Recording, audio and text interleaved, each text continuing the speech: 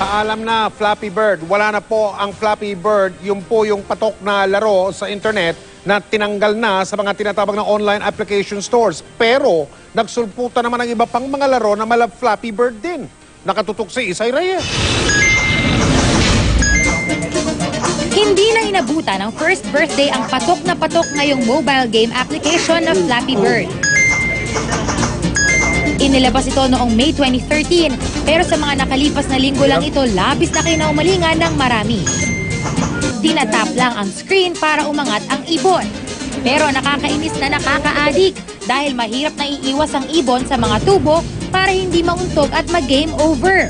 Hanggang na-realize mo, mga isang oras ka na naglalaro tapos hindi mo na nagawa yung mga assignment mo. Nakaka-addict kasi frustrating siya laruin. Medyo aksaya ng oras. Okay na ako sa mga games ko sa phone ko. Hindi, mag-aaral na lang ako.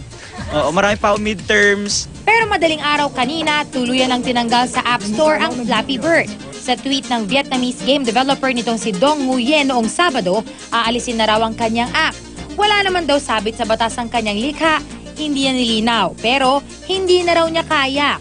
Sa pagkawala ng Flappy Bird sa App Store, nagsulputan naman ang iba pang Flappy games. Gaya ng Fly Birdie, Flappy Bird Flyer at Flappy Bee. Meron pang Fluffy versus Flappy Bird. Pero marami sa mga nakapag-download ng original na Flappy Bird, gigil na gigil pa rin dito. Gaya ng isang binatang ito sa States, na dahil hindi maka-high score, ay binalibag ang cellphone. Kids, huwag niyong gagayahin yon. Heto pang isa. We got a new high score! We got a new high score! But it's not 10! O mga kapuso, laro-laro lang po ito ha. Pag na-out, pwede ulitin. Pero ang oras na ginugol dito, hindi na mababalik pa at talagang game over na. Isay Reyes, nakatutok, 24 oras.